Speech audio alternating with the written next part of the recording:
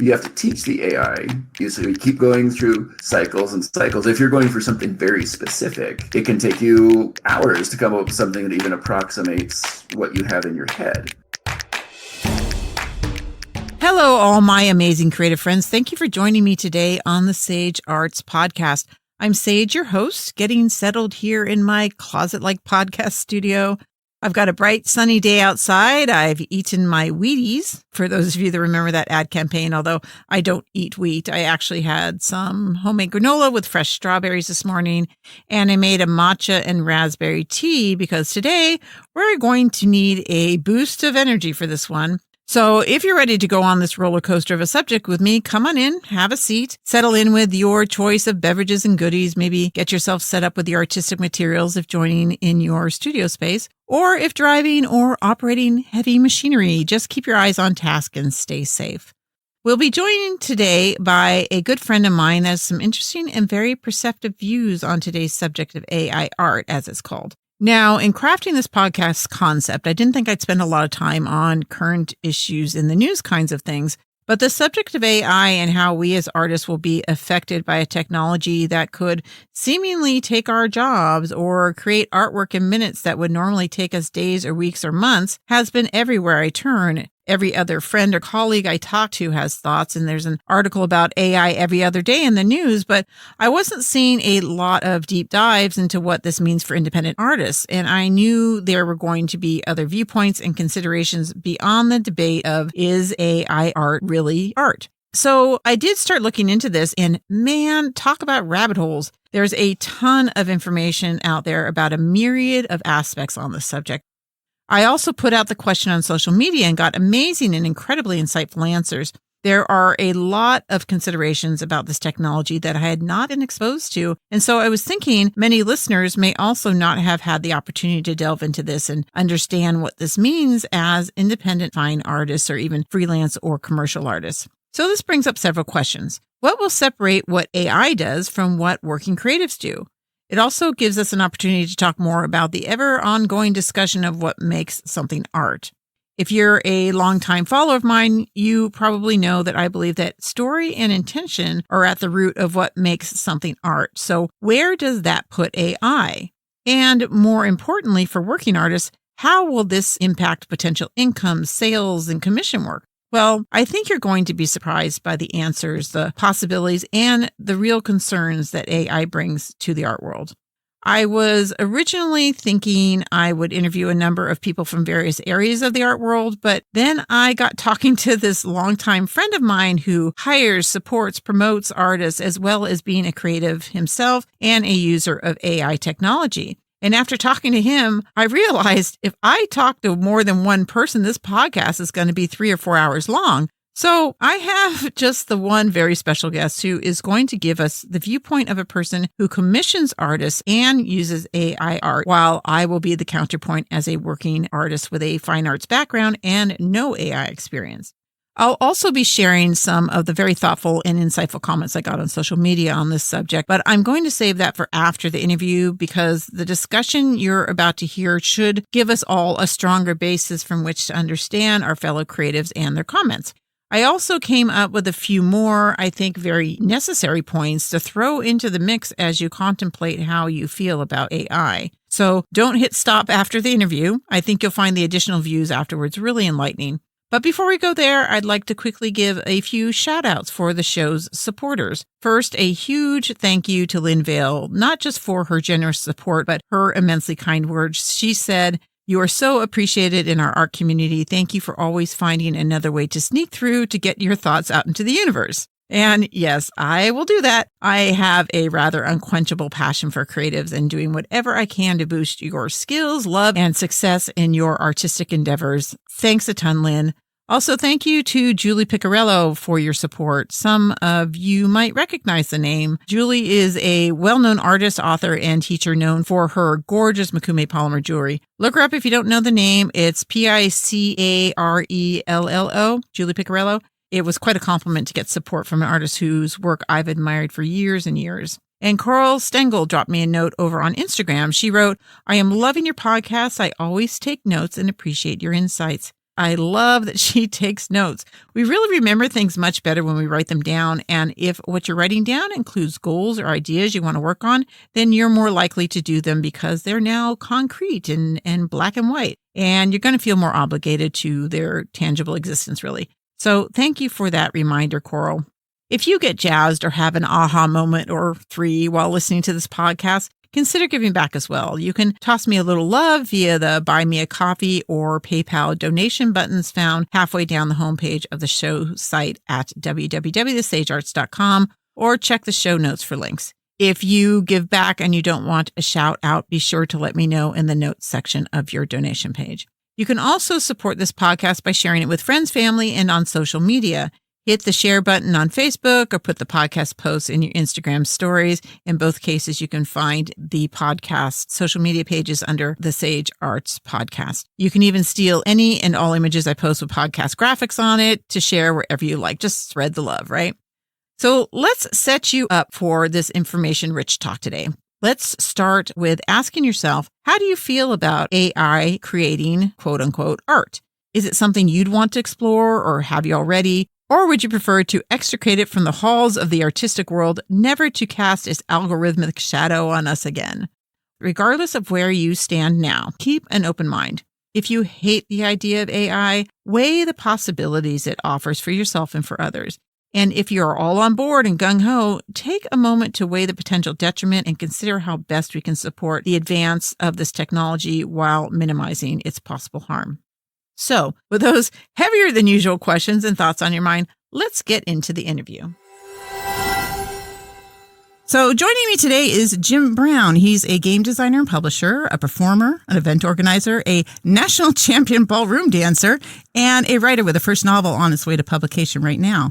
So he's no stranger to the arts and creative endeavors, and more to the point of today's conversation, he has been using AI to help create art for his games and other projects. And I think he can give us a really unique perspective as a creative and a supporter of artists. And he's also a company owner who has employed AI. So I was thinking you could tell us what you know about the use of AI and the potential uses and abuses of the technology as someone who can see it from a couple different sides of the issue. So thank you for joining us, first of all, Jim. Oh, it's okay, Sage. I don't mind chatting with you every once in a while. I mean, you're like an okay person. So we're all dear friends, and I love Sage so much, and she's so wise and talented and embracing of other people's creative efforts and everything. So I am more than happy to be here. So thank you for having me. Oh, thank you so much. That was really sweet. Yeah, same to you, Jim. We've exchanged stuff a lot through the years, especially ideas. We're both idea generators like mad. One of the reasons I wanted to bring you on was I find that, a lot of the artists do want to understand what the other side is, what their buyers are thinking, and especially somebody who's in business who would employ an illustrator or even a fine artist to do work for them. So can you first of all tell us what you do, relevant to the conversation, but also just a little background on how you got there and whatnot? Well, the two things that are most relevant to today's conversation, one is for my board game, board games, card games, tabletop game design. I do employ artists to do specific pieces of work of characters, landscapes, that sort of stuff. I can draw stick figures that slightly resemble stick figures, but I do graphic design, logos and iconography and typesetting and layout and that sort of stuff. But when it comes to a tabletop game, you look at the dozens, if not hundreds of cards a modern board game might have, each with its own discrete piece of artwork. Plus artwork for the box cover, for the rule book, for the board itself, if it has one. You can be looking at dozens to hundreds of individual art pieces for any single modern board game. Yeah, and it costs a lot to do that. I can only imagine. Yeah. And not just in money, but in time. So if you happen to have a board game that's designed, it's playable, whether in prototype form or otherwise, and it's kind of ready to go, but then you have to sit around and wait 6 months to a year to 2 years for one or more artists to do all of this artwork. All of a sudden, your 6-month project turns into a 2 or 3 year project. Yeah. During those times, you can be playtesting and refining the game itself more. But art is time-consuming. Human-generated art is time-consuming and costly. From the producer's side, it's not cheap. nor should it be, in my opinion. Yeah. The other thing I currently am using stuff for is like with my drag troupe. I'm the glam daddy of House All Night here in Denver. And there's 14 of us now. We're doing a big superhero show coming up this spring. So another thing I could jam into, I use Midjourney for those of you who are listening for visual art. I don't have any experience with Stable Diffusion or any of the others. But so we needed promo material for the venue, needed that from me today. But well, we don't have time to do a photo shoot, let alone none of us really have our costumes ready for a show that's coming up in a couple months. So we can't do photo shoots relevant to the thing that has yet to happen. So have Midjourney do some replica superhero characters facing each other, Marvel versus DC sort of thing. And it's representative of the thing, and it's original, and we didn't have to spend all the time to go do a photo shoot. Somebody had to make sure their costume was done all these months ahead of time. All the little things. We can have some promotional graphics ready to go, and it took me 5 minutes to throw that together. Versus 5 days of trying to get everybody's schedules lined up, presuming somebody has a costume, get the photographer lined up, find the right place to do it, and then editing the photos. 5 minutes versus 5 days. Yes, please. I remember doing all that stuff. Yeah, exactly. But getting original artwork done, whether you're just asking a singular artist to do something or something like what you're trying to do. The AI mock-ups, that aspect of it seems to be primary conversation that we ended up with online was from people that used it as mock-up material, which is great. Would you mind kind of like quickly telling us how AI works from a perspective of someone who's trying to employ it in that way? Like, what is the process? Because I think a lot of people think that you just put in a word or an idea and the computer goes out on the internet and takes a couple sample images and put it together. And my understanding, it's a lot more than that. Well, it is that, but underneath... So you plug in some words, but there's something of a learning curve on the user's point too. Is you put in the words, blue cow on the moon, and in your head you're picturing a blue cow on what we know as Earth's moon. You haven't specified any of that to the AI, so chances are it's going to make the moon blue, the cow blue. It didn't differentiate where you wanted to appellate blue. So you find a lot of ways of where you place commas or semicolons, and I can't keep track of punctuation that's used to help do that. But you have to teach the AI. You keep going through cycles and cycles. If you're going for something very specific, it can take you hours to come up with something that even approximates what you have in your head. Yeah, I'd read something where someone spent 2 weeks getting it right to get the images that they wanted. Yeah. So it's not that AI is going to read your mind and specifically come up with whatever is in your head. You have to learn how to coax it. So like what I'm doing with my novels, the Living Starship novels, which have board games that accompany them, there are specific characters that are in specific, if you will, sort of like Star Trek-like uniforms. I can't get an AI to replicate those uniforms with the specificity that I need to represent the characters, let alone the specific, horn patterns of a specific character. You can train the AI by keep feeding it the images it generates. Then, I like image 1 that it gave me, and tell it to use image 1 again to seed the next set of parameters you give it. Oh, gotcha. But it's still going to have variations every time. So sometimes your character has curly hair, then the next one has got straight hair. And so then you can spend hours or weeks trying to get an image of, I need this character punching somebody, but it still needs to have the same color hair, the same hair pattern, same clothing. So the AI stuff isn't there yet that's going to create specificity for you, not without a whole lot of work and a whole lot of churning through sample after sample after sample after sample, changing the words you're using, changing the order of the words you're using. It can be quite laborious, but if you're an artist yourself and you're just kind of, I don't know what to draw or what, how could I make these characters look or that landscape look? You throw some words into the AI, see what it coughs up. I've been reading about a lot of artists who go, it inspires me to then go paint the blue moon cow world that I was trying to get it to depict. And it's never going to capture what's in your head, but it gives them some ideas because, if the mountains in the background look square instead of rounded, that's a cool thing. Right. It pushes your idea of things and you kind of leave your vacuum of ideas that you have, your little isolated ideas in your mind and your experience, and really pushes it, which is like usually why you go and look at other artwork. Yeah. But it is interesting that you could put in your own basic ideas that you're after and then get really pushed in very specific directions. You set in your own parameters. And there's a Yeah. whole language style to doing that in order to get it to even approximate what it is you're going for. And so you have to learn that. So much like any other artist who's learning to paint with wide brushes and thin brushes and little one hair brushes, there's practice you have to do in order to do it. Same thing with feeding word text prompts into an AI to make it spit out something even approximating what it is you're going for. Yeah. So there's one argument to be made that even though that the prompter, the person typing in the prompts, isn't physically making the art happen with brush strokes or with a digital pen on an iPad or sculpting clay, they are still artistically sort of funneling this program to make something, that's similar to whatever it is they're imagining. An artistic choice and preferences Right. and whatnot.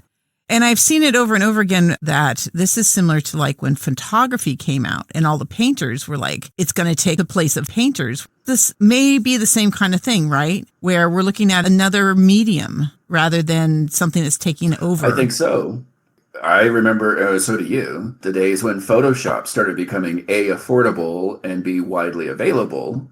How Right. many, physical artists, whether they're doing with, pen and pencil or paint or whatever, like Photoshop, anybody who does digital manipulation of anything, whether it's photos or other art, that's not art. You're not being an artist if you're not actually picking up a pen and pressing Right. onto the paper or onto the canvas or using actual paint. And so we've seen this cycle through that as well. And now sort of part and parcel, I feel, for many, if not most artists, unless they choose to never touch the digital realm of art, most I encounter will at least acknowledge that no, digital art is legit art too, using digital tools. I mean, it's just another medium. It's no different than crayons or colored pencils or ink or oils. So from your perspective as a business owner, using AI is both a budget-friendly and time-friendly option to artists. Now, do you see this replacing your use of artists, or do you just Nope. see it as a tool early on, and then you'll replace that work with artist work? I have a suspicion it's going to be a companion methodology. So what I'm looking at right now is last December, a game concept came to me lightning fast, human flavor. So it's got, angels and demons and werewolves and fairies, and you're competing to consume humans in the city. And consume might mean physically eat them like the werewolves do, but it might be the angels who are consuming the humans' faith until they're empty vessels of, mindlessness. And so this was an art intensive project, and the game kind of came forth like in teenage form. So it was close to a really playable and nearly sellable game right from the get-go. And I was able to jam through hundreds of pieces of art using Midjourney to make it look appealing. And I've been doing a bunch of playtesting of it since middle of December. And the first, both online when I'm displaying graphics, sort of advertising it, or when people are in person playing the game, that is the first feedback. I go, oh my God, this is so cute, because I use cute versions of these characters. And one thing that Midjourney, I think maybe all the AIs struggle with, is making hands and fingers properly. They're getting better and better, but sometimes you'll have like 16 fingers on a fist. You're going, So, well, on the demon ones, I go, you know what? It looks like they've got a bunch of tentacle fingers. I'm actually going to leave that. But on the angels, I'm going, nope, that doesn't go well. Or on the werewolf, so I have to go in Photoshop and edit a bunch of that stuff out. So there's still can be some afterwork, some post-production work too, that you have to go in and to edit out all the little bits and pieces that don't need to be there, or extra fingers or stray strands of material that pop up in it. So there still is post-production work, but it's nothing compared to the time it would take 1 to 5 artists to pump out all that art for it. Now, what I'm thinking is, in the future, do I approach a project knowing that, I'm only going to use AI art? No, because I would always personally prefer to have human-produced art, because I want to help support my fellow creatives. But like right now, I have literally $0 in the budget for this game, because it just spewed forth out of my head. And yet in 6 weeks or 7 weeks, you've gone from idea concept to something that's virtually sellable. and even send into production. So what I'm thinking may happen, certainly for me and maybe for other creatives too, using this AI produced art as a way to prototype stuff that looks better. Like if you're making a superhero board game, for instance, just going and cutting and pasting images from online of your Wonder Woman and Batman and Spider-Man and stuff. And people go, that's cute. I see what you did there, but your game can't be that because you don't have those rights. Well, I know, but I don't have an artist who can draw me unique superheroes right now. Because people, when it comes to playtesting of a board game, you've got to playtest the game and you work out all the kinks and stuff. And all of us are influenced by what things look like. So if something looks pretty or enticing or evocative, they're going to respond to it much differently and usually more positively if it looks cool. Sure. So there's advantages for prototyping. And then when you're pitching to publishers and stuff, now many of them probably aren't going to care what your artwork looks like because they're looking past that. They're looking at what the game itself is because they know even if you present a zombie game to them, you go, ooh, the mechanics of your game are super cool and super sellable. So we want your game, but we're going to strip the zombie stuff off it and make it into something about potted plants. I don't know. Right. So the artwork is not what's going to sell it to a publisher necessarily. But it's what's going to sell it to your play testers. And if you're self-publishing, that's very well could sell it to your audience in the end. What I'm hoping to do with this game is that maybe do an initial print run that has the AI art on it. And if people are liking it, there's enough positive response and enough backing, maybe we raise enough money to simultaneously or at some point down the road, commission all the replacement art for all of that. So you get your game produced and it gets shipped to you 6 months later. But people get their game, they can start playing it. It's all chock full of AI art, but they also know their money is currently funding eventual replacement art for all those cards done by actual humans because enough people supported the project to then also turn around and support live human artists. And that's where I'm kind of hoping we can go with things is that A, can get a product to market sooner, creating a revenue stream, which then that revenue stream can then help fund human art. I suspect we're going to see sort of mixed methodologies. Sure, some people are going to just flat out use AI art and never want to interact with a human again. And others are going to refuse to absolutely ever use anything AI produced. I think there's a there's a middle ground to be utilized somewhere. We'll talk about the emotional aspect. Right, yeah. Yeah, well, it sounds like it has the potential, yes, to take jobs away from working illustrators. I mean, we can't say that's not going to happen.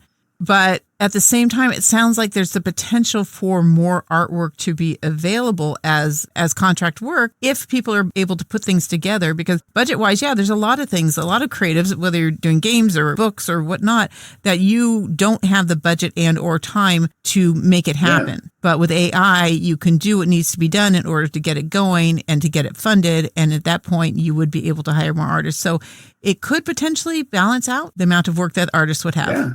So we're just in the midst of growing stages, sort of toddler years, and it's growing up fast, all to say, because there's the AI chat stuff, there's AI programs that are doing video work, doing computer coding, doing articles, writing novels, maybe even designing board games, video games. And as a novelist and a board game designer, I don't currently feel threatened by these AIs that are producing science fiction and fantasy novels or short stories or whatever it is they're doing. It's like, bring it. I have faith that what I'm going to produce is going to be better is subjective, I suppose. But at some point, we may not be able to tell the difference between a script written by an AI or visual artwork done by an AI. I know I've been reading about artists who are saying, I've got clients that want me to create a whole bunch of character designs or landscapes. I don't physically have the time to produce the amount of art that they want or need in the time frame that they have. Because production companies said, well, we've got to get our final bits off to the manufacturer in China to get proofs back because published deadline is going to be next December. So you cannot afford to hire flaky artists who can't meet deadlines.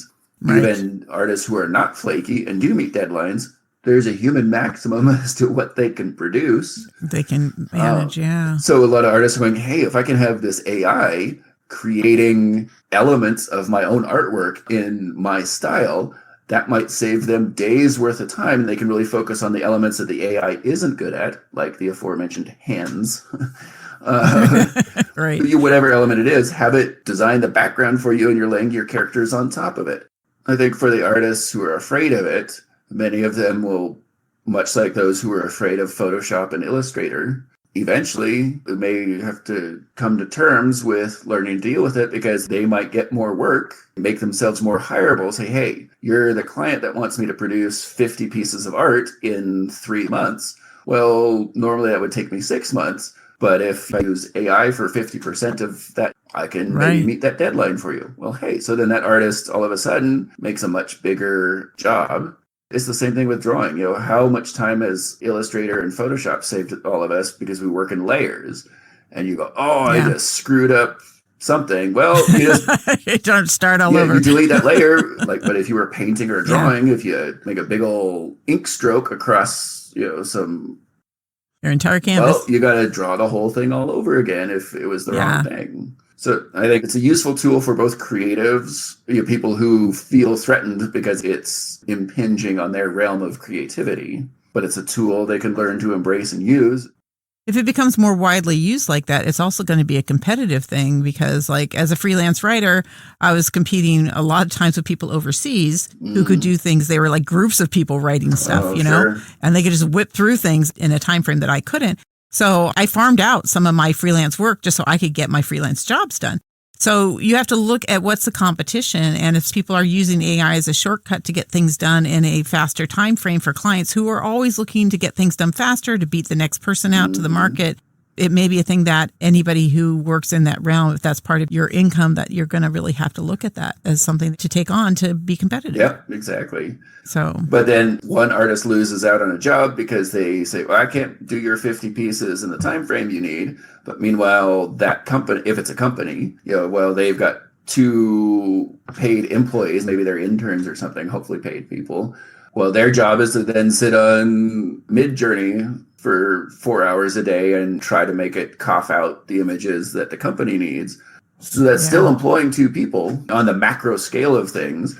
Just like with people working on the assembly line started losing their jobs as the robots came in and could do a lot of those packaging and folding and hammering of car doors or whatever. But then so much more machinery is being built and utilized, they break down. So guess what industry started needing more people to give jobs to? Yeah. The repair people who could repair the machines. The skills shift. Yeah. So I think exactly. that we're just going to see something like that here too, is that artists are going to have to adjust their skills to shift along with what the market has available, what they're competing against, and can they utilize those tools to be relevant.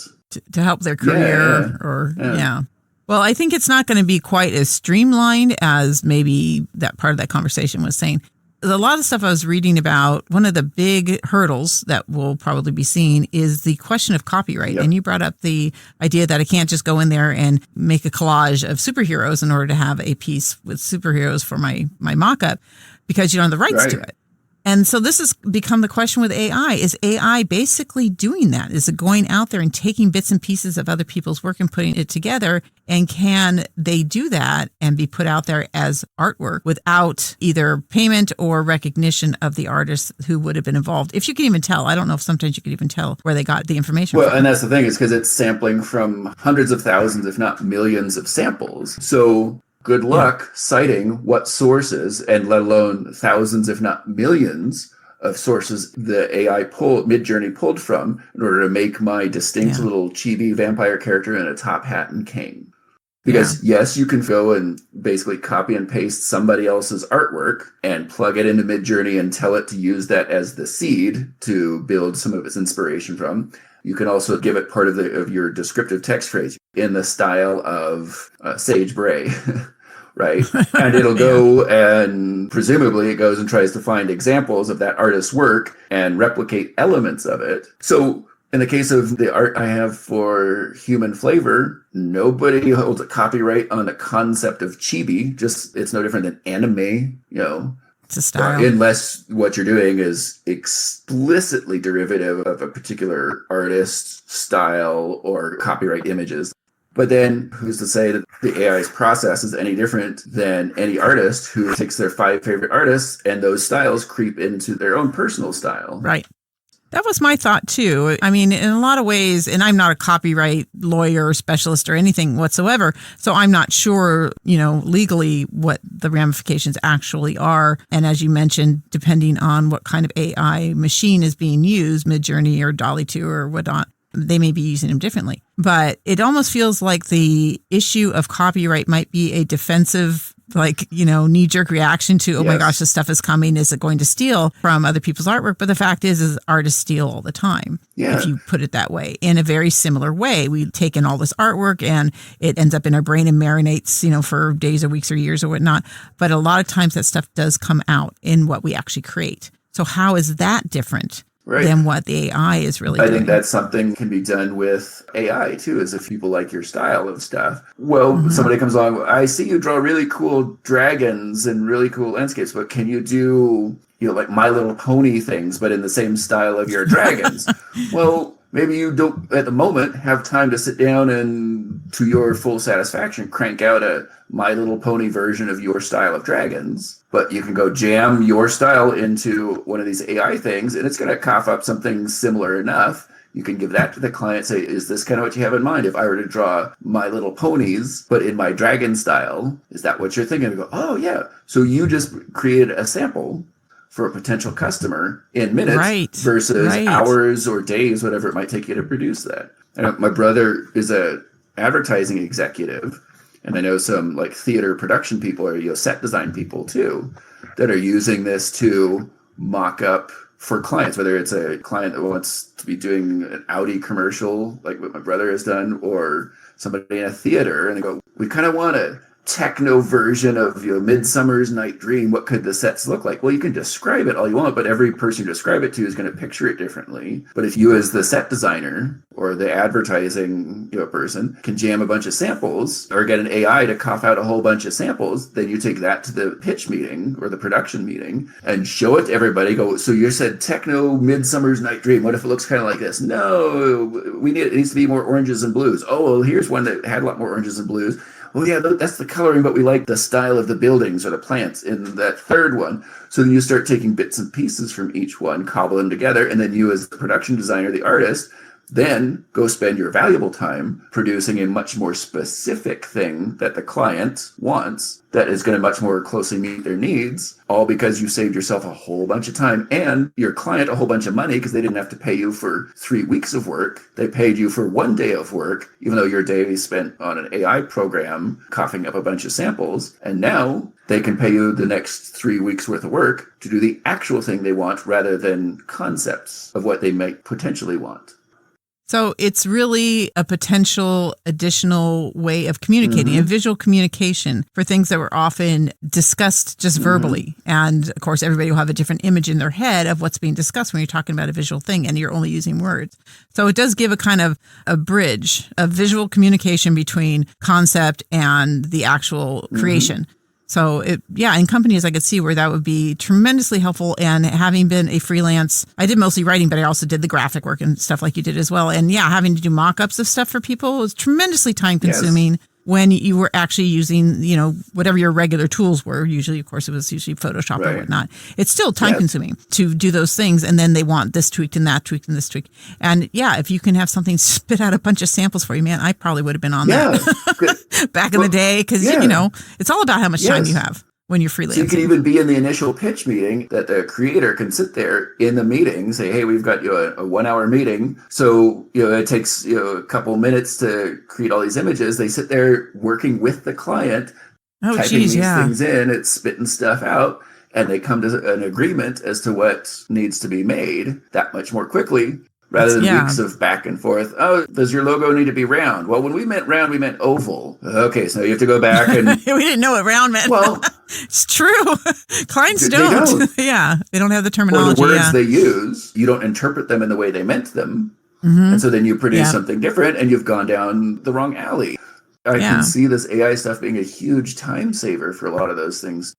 Yeah, absolutely. That would be very supportive of artists who freelance or contractor or whatnot and need to be able to visually communicate to people who aren't visual people to start with. So definitely can see the advantage to that. I think a lot of the big, I'm afraid of AI conversations comes from the fine art communities, where they're like, how am I as a artist, like, are they going to start making fine art? Like the gentleman who won the Colorado Fairs art contest, and it was an AI piece. And people are all up in arms about that because they're like, it's not art. He did a computer generated AI piece and it won the first place, right? Was that fair? Was that cheating? All these things.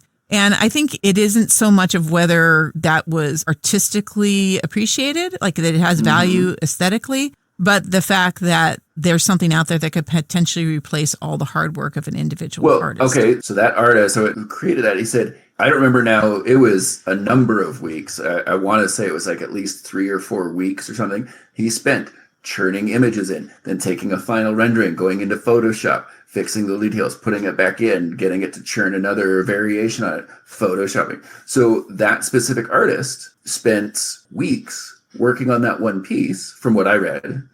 Trying to control, like you do your art materials, trying to control the outcome. You control the outcome, and then he used Photoshop, whatever, to go and manipulate the bits in and out that he didn't want or weren't there that he did want. So yeah, the end result was, I'm just going to make up some numbers. Let's call it, 80% AI generated and 20% tweaking, revamping, post-production work.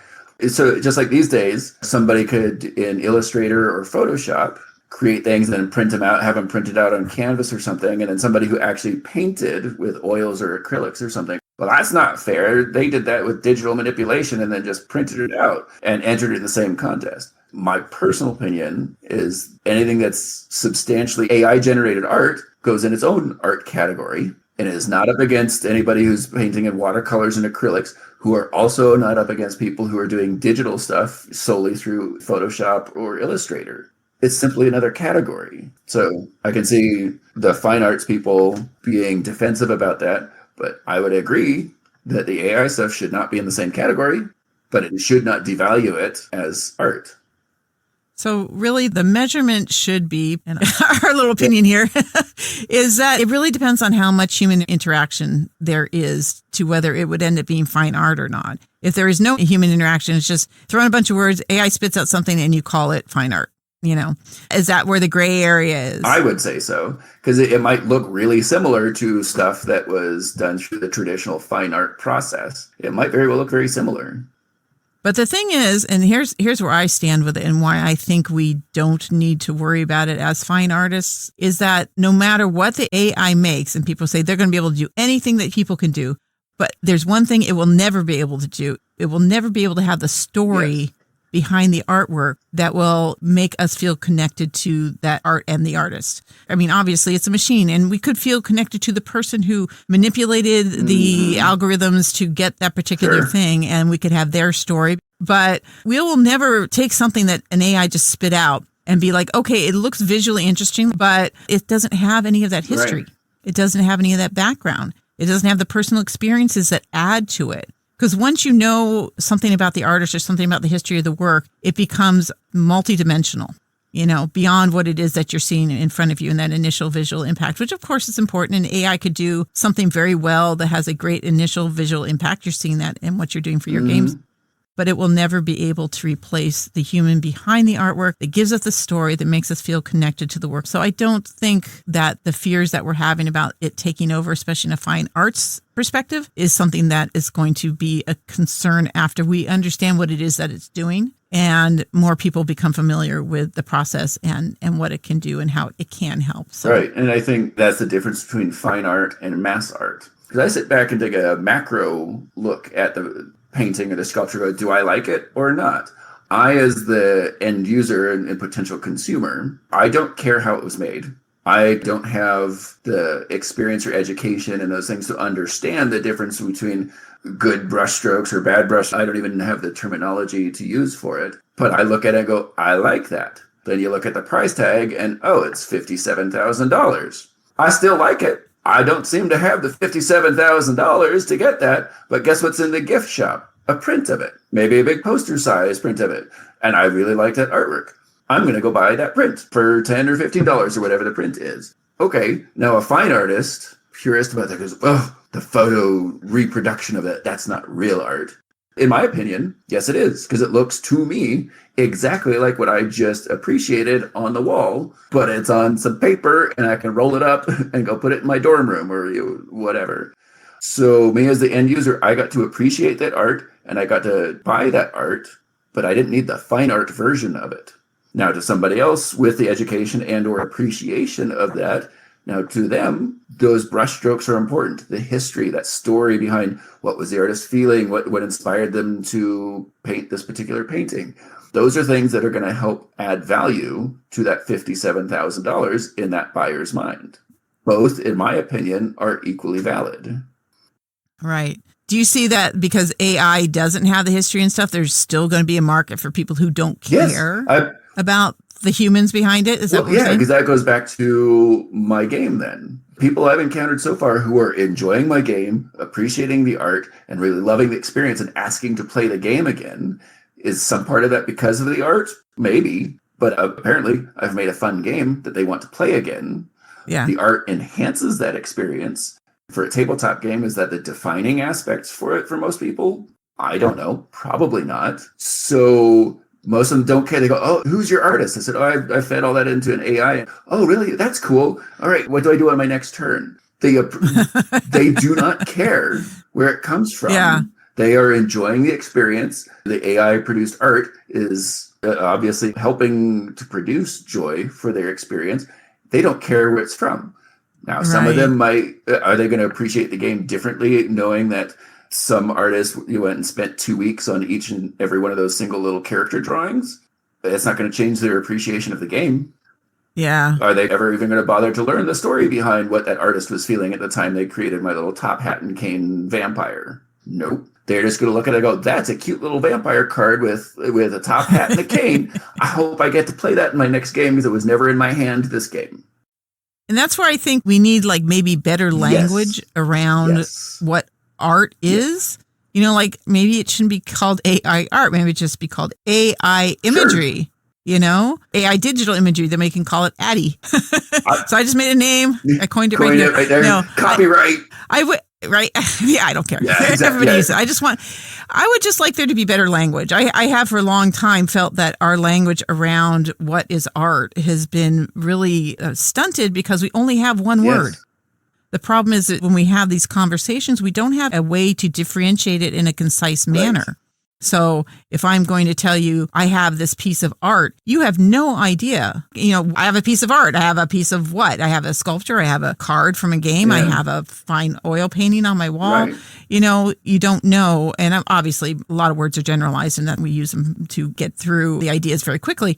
But in art, when we are worrying about what is art in terms of is AI making something that's art and is it threatening fine artists and should, when it's brought to a art showing, an art contest like at the fair, should it be considered art and those kinds of things? So I think maybe having better language around art would be helpful. Absolutely.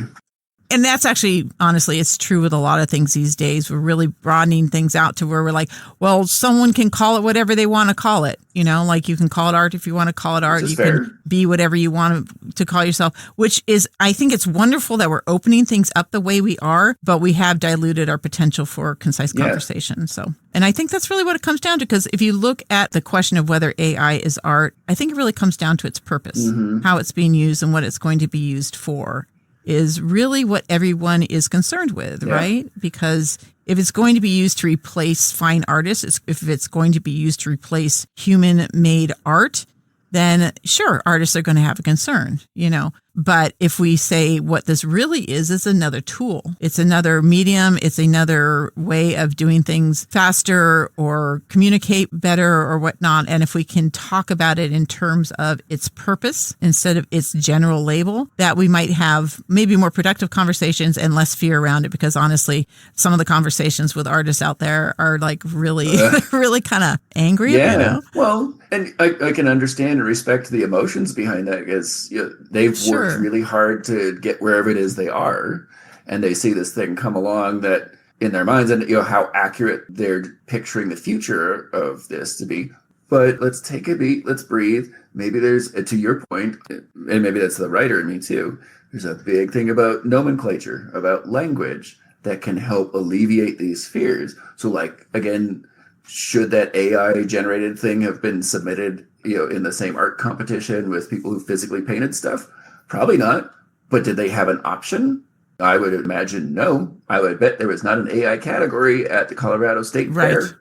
Exactly. Do you know what there might be next year at some state fair, I think?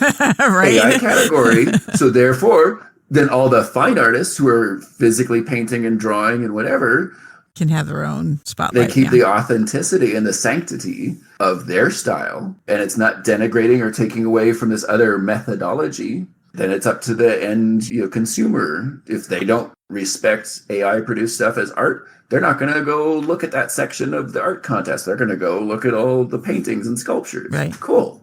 Right. There'll be a differentiation in value, just like the people who go to an actual gallery to buy a piece of art versus people who go to Target to get something to put in the living room. And that's exactly what this will all be. So the stuff you're buying from Target might be replicas of somebody's actual painting, and you would hope that they're getting royalties off of all those prints. Or it might just be, a bunch of AI produced stuff. Who cares if somebody's enjoying that piece on their wall and they spent $15 on a poster versus $15,000 on a canvas they got from a gallery? Both are equally valid, I think.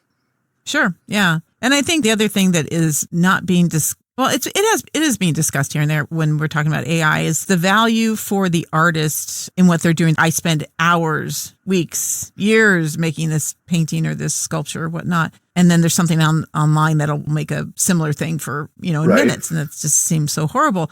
But the fact is we as artists don't really do this because we're trying to make money most of the time. The reason we usually get into this is because we have a passion for the process of creating. And if we can keep our eye on the fact that we will still get to have that experience as artists to go through the process of creating, whether it's a painting or a composition musically or whatever, we have the creative process to experience. Because that's part of the fulfillment we get as creatives. Yeah. To keep doing this, if you can't find the value in the process itself, whether it takes years or weeks or whatnot, I don't think that's an argument against AI.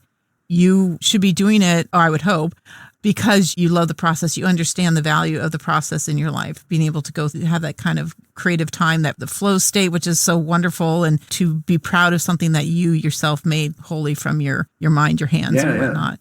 And that will add value to the artwork that's put out there for those people who appreciate that aspect. Exactly. So I don't think it's as doom and gloom as many fear it will be. New things are always scary. Back to my human flavor game, my budget was $0 for art. So name me one artist that's lost out on paying work because my game is using AI. Not a single artist has lost any money because I had no money to begin with to pay an artist for it. Because it had this idea come up without this option, it wouldn't be at the point it is right now. It would just be in a holding pattern somewhere. I mean, people would still be enjoying the mechanics of the game, and I would have been using, cut and paste art from, whatever. Yeah, so it would not be the unique product that it currently is if I didn't have that option. And not one artist lost a single penny on this whole process. But here's another game that is now entering into the world because I had this tool at my disposal. Should I be denied my ability to do that because somebody thinks, well, I do chibi art, so I just lost money on that? No, you didn't, because A, I don't know you, and B, I had no money to give you anyway. So you did not lose a penny, but my game is able to live. Yeah. That goes to the point that a lot of artists, it's just frustrating being an artist as far as like just trying to survive as an artist if you're doing that for a living, even just to be appreciated as an artist. You go through so much trying to build yourself as an artist, trying to get yourself out there, trying to be heard, trying to sell, whatever. All the steps are very difficult beyond the actual creation of the work. And that just seems like this could be another hurdle in the road. And I think that's what the reactions are really pointed towards. And it's not that it's not a hurdle. Yeah, it could be for some people, for sure. Yeah, for some people it certainly is. So we can't deny that either. But it's either hurdle you acknowledge and learn how to navigate around, or in many cases with. Yeah. Because I think for many, if not most artists, just like Photoshop for visual artists was a tool that even the ones that didn't want to embrace it early on, I would imagine many now do. Many people do, right? And if you don't, you don't. But you learn where your market is and where your avenues of potential success and income are outside of that. But being aware of it is going to be better than just rallying against it. Yes, right? exactly. All right. Well, I think we covered everything and more that I was thinking we might talk about. So this has been a great conversation. Thank you so much for your insight and your input and your view. Some of it's been really eye-opening for me, and I think this will be great for the audience. So why don't you give us your links, where do we buy your games, and how does someone reach out to you if they need to? My website is cheekydingo.com. So cheeky is in, oh, that's so cheeky. CheeKy, dingo is in the dog, like the dingo ate my baby. Cheekydingo.com. And currently on Kickstarter is funding for my first novel, for a print run of my novel, where you can actually have one of the crew members of the starship named after you if you want. Yeah, that's the Inquiries Aria book if people want to search Kickstarter. But I'll put the links for that in the show notes, so you could jump in the show notes for the podcast and get that too. Oh, cool. Thanks. And thank you for having me. I love spending time with you, or in this case, sort of at you digitally. Prepositions matter. No, wait, that's pronouns. They all matter. It's language. Yeah, right. We need this. But I love spending time with you. I think with all the research you dug into this, stuff I'd already come across, and then you brought up even more things that I had not come across. So you've expanded. It's a pretty deep well out. Yeah, my understanding of this broad umbrella of AI art as well. So thank you for having me. Yeah, absolutely. Thanks so much, Jim. So what do you think? Is AI what you thought it was? Is it maybe a touch less threatening, or do you see the value in it, or at least how it might play a role in the artistic world of our future? Or did you just get affirmation of your views of it? Well, hold on a few more minutes. I have the viewpoints of your fellow creatives to share and a few additional concerns that might yet again shift your view of AI. Let's start with a peek at the conversations I had on social media. Julia Kohler wrote, I've been using it and participating in the Midjourney community since last August. 1, AI art is opening an entirely new creative world to people with disabilities. 2, it can take the entire collective of human art and learn what makes a good composition far faster than a human. 3, in turn, we can learn and absorb from the AI to grow our own technique, style, and voice. So yeah, great points, Julia. I know I hadn't considered that there's a range of accessibility in AI for those not able to use traditional mediums. So those who don't have the use of their hands or diminished motor skills could access two-dimensional visual arts in ways they haven't before. The second point is probably a bit objective. Good composition is a matter of opinion, and sure, I imagine AI could assess and make a quick study of whatever aspect one wanted to learn, and if it can't do it now, I'm sure someday it will. And the third point, Jim kind of touched on, that AI could be a legitimate jumping off point for artists pushing their imaginations in new directions, so as a source of inspiration. So thanks, Julia. Ian Hawkins said, I think that AI art tools can be used in ways that add to creativity and make it possible for more people to engage in creative work. It has also been said that AI art will only replace those of lower skill levels, as it will never be able to match the work of truly skilled artists, writers, and performers. But if there is no room for those who have not yet become excellent at their craft or art, then there is no space for them to learn in a professional environment as designers, graphic designers, voice actors, and copywriters. Now, I thought about this comment a lot. Right now, I think it's going to be hard to predict how things will shuffle out. For instance, the less experienced may end up finding jobs as AI prompters and touch-up artists. But yeah, for anyone wanting to take that traditional path, there may need to be adjustments, or at least patience and perseverance if appropriate jobs are filled by AI. Nonetheless, a missing bridge in the development of our creatives is something we should probably be wary of and look out for. So thanks for bringing that to our attention, Ian. And then John Rose wrote, AI is not art in the same sense that a brush and paint are not art. They are all tools with which a skilled practitioner can create art. Likewise, just because a particular tool is used, i.e. brush, paint, AI, the result is not automatically art. The term AI art is a misnomer. John, I couldn't agree more. As you heard in the interview, the terminology is, I think, problematic. We need another name. So ADDI, if you will, artificially intelligent digital imagery, or artificially intelligent derived imagery, AIDI. That's my vote. I don't know who could make such changes, but let's push for that. And To John's first point, people are, unfortunately, often speaking of AI as if it's going to replace the artist, and it's not. It can't create anything without a human making decisions. It's really an alternative medium, as John illustrates, and that's a really important point to keep in mind. So thanks, John. And in a similar vein, but slightly different perspective, Kira McCoy wrote, AI art is still created by human. It is directed with words, which are very subjective to the human using the words. The computer is not sitting there and making visuals by itself. Therefore, whether or not it's art is certainly in the eye of the creator, the human. Right. Yeah. We have to remember that there is a human being behind all of this AI stuff. And whether or not it is art or will be art or could be art, there is subjectivity, decision-making, and artistic judgment that is needed for any piece to make it out of the generator and out into the world. Thanks a lot for that, Kira. And lastly, here's one from a non-visual creative. Seth Wagerman is a therapist and writer with a take on this that reflects his professions. He wrote, "The bottom line here seems to be that the reaction to AI art is about our human response to it. There has got to be a deep-seated fear for some artists that their worth and value, perhaps their very identities, may soon be diminished, which is a reasonable fear. For creators themselves, we must find the meaning in our own making. To the degree that artists create for the sake of creating, AI art is no existential threat at all." Seth, I wholly agree. It's a fear of the unknown or worst case scenarios that threaten us, I think mostly because we don't know or understand the full potential yet. But we will always have the experience and joy of creating, and no machine can take that from us. So well said, Seth.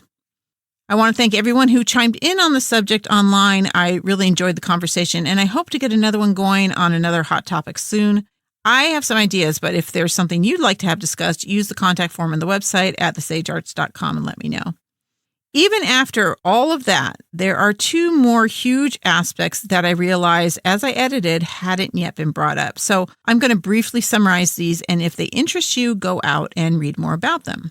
For one, AI processing isn't an easy and free alternative to do things by human hand. There's a price to pay for this powerful technology, and it comes primarily in the form of environmental impact.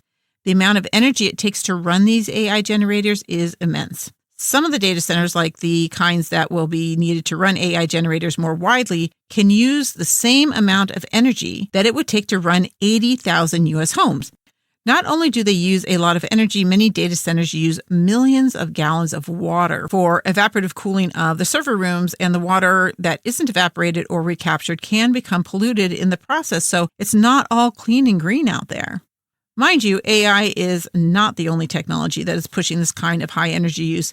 That's part of the argument against technology like Bitcoin and NFTs, which are huge consumers of energy due to the ultra-high encryption process servers have to run.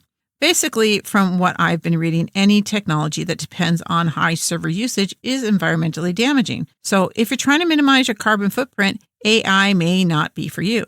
There are also a ton of great articles out there addressing what I think is one of the bigger issues with AI technology, and that's the potential for AI to magnify our historical biases. Most AI is being developed in English, so what most AIs pull will be from an English-speaking and largely Western view. In other words, the visual history the AIs have access to will lean heavily towards a white, male, straight, capitalistic representation of the world, among other things.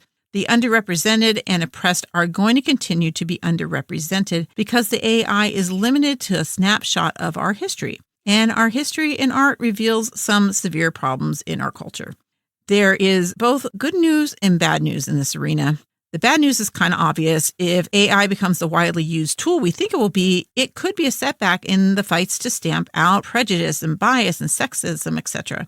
The good news is that the creators know this, and companies like OpenAI are working to minimize this in their DALL-E 2 generator through filters. But where they try to filter out, say, objectification of women, the filter may reduce the statistical possibility of women being in the images created. And so it's not wholly helpful, unfortunately.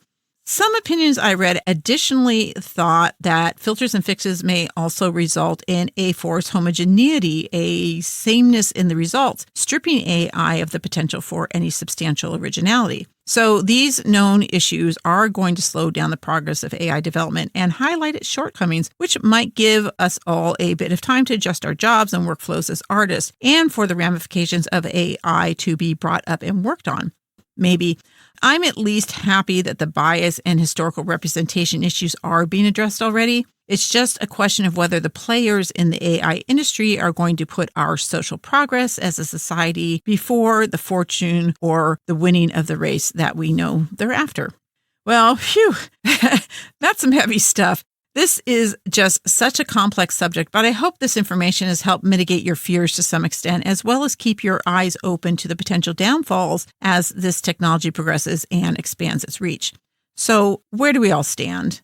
My present position or viewpoint isn't static, I don't think. Not right now, for sure. My position on this issue is going to constantly shift the more I learn about it and the more people explore it and eke out its possibilities and its potential harm. What I am sure of is that we are facing a shift, a change in the way things can be done, but I don't think it spells the end of any one thing, of any particular craft or avenue of artistry. Will it replace some jobs? Yeah, I'm sure it will. There are always casualties when there's advancement. Will it create other jobs? Definitely. But whether that is a healthy shift in the workforce or if it takes away or adds to the number of artistic jobs is yet to be seen. Will it dilute the creativity of the human race? Of course not. It might increase the amount of mediocre work that we'll be exposed to, but that happens whenever access to a tool increases, no matter the tool. And I think the bulk of the bell curve on mediocrity in the arts has probably already hit its peak. I mean, we have all these cheap, easy digital tools available to everyone, and the popularity of social media drives people to create whatever gets them more likes and followers out of a desire to be seen or grab some semblance of popularity. But it doesn't urge people to draw from any artistic passion within themselves.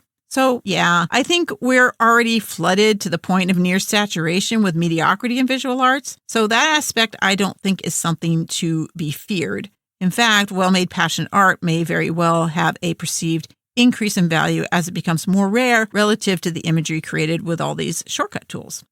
And that brings me to the main point I think we all, as creatives, need to take to heart. There is one thing that AI can't and never will be able to do, and that is to root the work in stories and experiences that drive the artist to create and allows the viewers and buyers of your art to see you and connect to you and experience your work as an extension of you.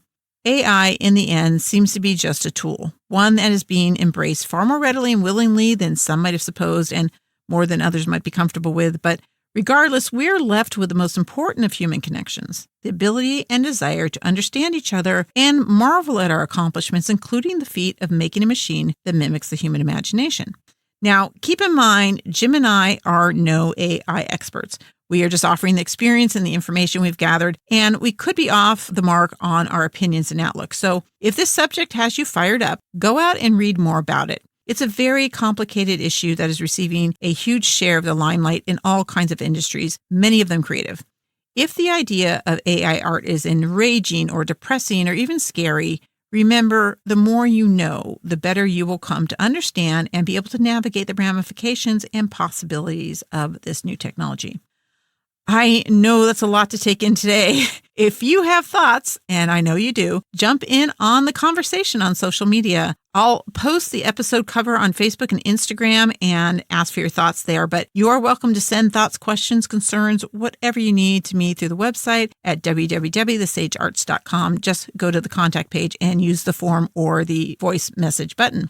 And as mentioned at the beginning, if you're enjoying these episodes and find value in what I'm doing here, do consider giving back. You can do that by going to the thesagearts.com website, where halfway down the homepage, you'll find the Buy Me a Coffee and PayPal donation buttons. You can also follow the podcast on social media on Facebook.com or Instagram.com. Both are under the Sage Arts Podcast. And if you want to spread the word, hit the share button, or you're welcome to grab the images I post and repost them. I will not object in the least. Okay, I am all done. We probably all are. Now that I've filled your brains with all this information, maybe it's time to set it all aside. Let the mind marinate on these many, many thoughts and just go create. Add beauty to the world, inspire, and revel in the joy of taking the ideas in your imagination and making them a reality. In the meantime, as always, keep your muse well fed, stay true to your weirdness, and we'll see you next time on the Sage Arts Podcast.